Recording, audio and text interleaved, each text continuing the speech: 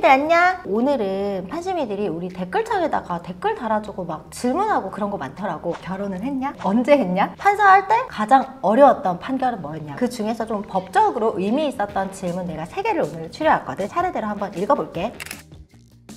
부모가 빚이 있을 때 어떻게 하면 상속 포기 혹은 한정 승인을 할 수 있을까요? 라는 질문이 있었어. 사실 우리가 이제 고령화 시대가 진입하긴 했지만 어쨌든 인간은 이 생로병사를 모두가 겪게 되고 부모가 사망을 하게 되면 여기에 따른 법적 절차도 사실 처리해야 되는 문제가 있는데, 사망을 하게 되면 사망 개시를 안 날로부터, 그러니까 보통은 이제 사망일이 되는데 3개월 내에 상속 포기를 하든지 한정 승인을 해야 돼. 이 3개월을 무조건 기억해 두도록 하고, 부모가 사망을 하면 어떤 일이 일어나게 되냐면, 우리는 부모가 받을 돈, 채권도 물려받지만 부모의 빚인 채무도 물려받게 되거든. 예를 들어서 부모 중에 한 명인 엄마가 국민은행에 예금 채권이 3억이 있었고 하나은행에 대출 채무가 4억이 있었다고 해. 3억 채권, 4억 채무 생각해보면 1억 더 빚이 많잖아. 그러면 이거는 물려받는 게 유리해? 안 물려받는 게 유리해? 당연히 안 물려받는 게 유리하잖아. 그러면 이 사망한 날로부터 3개월 내에 반드시 법원에 상속 포기 신고를 해야 돼. 그런데 이게 문제가 뭐냐면, 이렇게 신고를 하지 않게 되면 부모의 예금 채권 3억 원과 더불어서 하나은행에 대한 대출금 채무 4억 원까지 모두 물려받기 때문에 결국은 1억에 대한 채무를 지게 되는 거야. 따라서 반드시 상속 포기 신고를 해야 되고, 그런데 이 상속 포기 신고를 하게 되면 문제가 뭐냐면, 상속 포기를 하면 상속인의 순위가 차순위로 넘어가. 예를 들어서 부모가 사망하게 되면 이 상속 순위가 처음엔 자녀고, 자녀가 포기를 하게 되면 손자로 넘어가거든. 그런데 단순 포기나 한정 승인 모두 이 사망일로부터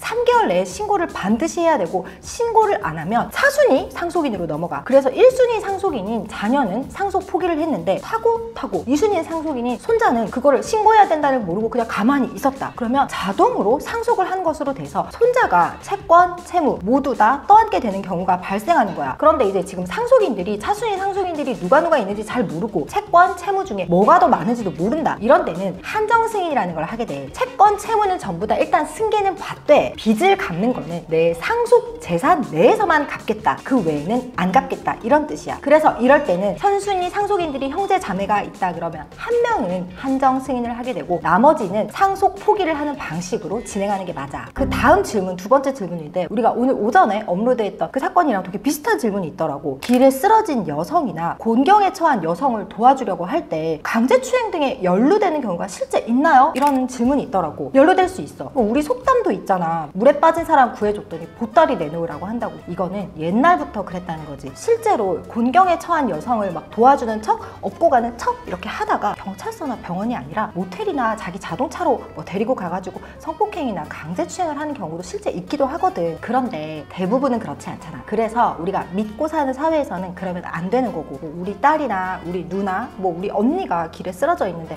강제추행이 두려워서 아무도 안 구해주고 못 본 척한다? 이거는 신뢰가 없는 사회고 선진 사회가 아닌 거잖아. 믿고 구해주는 게 맞고, 만약에 이렇게 물에 빠진 사람을 구해줬더니 억울하게 몰렸다. 그럼 판심으로 와. 내가 이런 사건은 손발 걷고 도와줄 테니까. 세 번째 질문이야. 이거는 우리 내부에서 우리 팀장님이 질문을 해준 건데, 길에 떨어진 금품이나 고가품에 손만 대도 점유이탈 횡령이 성립하는지 궁금하다는 거야. 우리가 길에 떨어진 물건을 봤어. 주워서 경찰서에 갖다 주면 돼. 그런데 이거를 나중에 경찰서 갖다 주려고 했다. 그게 한 달 전이야. 지갑이 한 달 동안에 뭐 내 집에 있었어. 그러면 사실 횡령에 고의가 있다고 봐야 되는 거야. 그렇게 되면 점유이탈물 횡령죄가 성립할 여지가 있어. 그런데 길에 떨어진 물건을 줍자마자 곧바로 경찰서 갖다 줬다. 그럼 포상 받아야지. 실제 분실물을 주워서 갖다 주면 있잖아. 유실물법이라는 게 있는데 분실물 가액의 5에서 20%를 보상하게 되어 있어. 보상금도 받게 되는 거야. 근데 만약에 물건 주인이 안 준다고 한다. 민사소송 하면 돼. 법제처 안내에 따르면 한 달 내에 청구만 하면 돼. 그래서 결론적으로 말하면 길에서 떨어진 물품 손만 대도 점유이탈물 횡령죄 성립하는 거 아니다. 오히려 주워서 갖다 주면 법적으로 5에서 20% 보상 받을 수 있다. 이것이 결론이야.